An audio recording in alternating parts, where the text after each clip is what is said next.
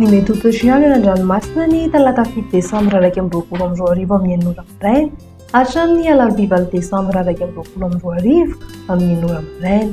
Ho an'ny morontsiraka atsinanana kapitambra hatrany kapesta andraona amin'ny tsitokotoko avy atsimo atsinanana andrivotra ka ho 7 ka hatramin'ny 730 km isan'ora hahatratra 720 km isan'ora indraindray any amin'ny tendrony avaratra.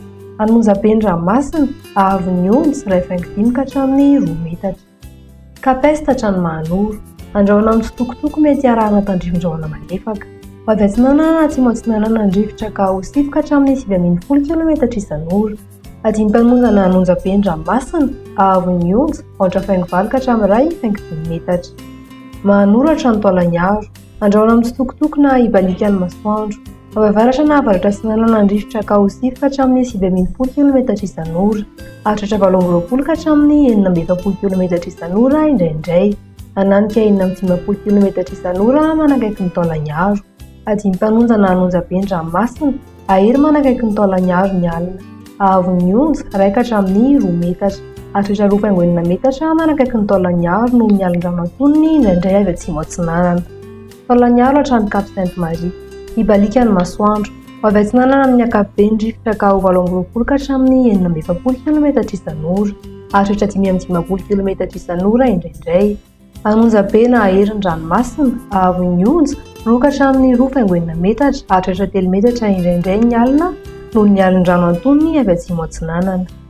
Ho an'ny morontsiraka andrefana Cap Sainte-Marie hatrany Cap Zanazan ibalikan'ny masoandro avy atsimo na atsimo atsinanana andrivotra ka ho 7 ka hatramin'ny 730 km isan'ora. Adiny mpanonjana anonjam-pendramasina ahavon'ny onjy ray ka hatramin'ny 2 metatra. Cap Saint-Vincent hatrany Cap Saint-André andraona amin'ny tsitokotoko na ibalikan'ny masoandro avy atsimo na atsimo andrefana andrivotra ka ho 7 ka hatramin'ny 720 km isan'ora hahatratra 820 km isan'ora indraindray.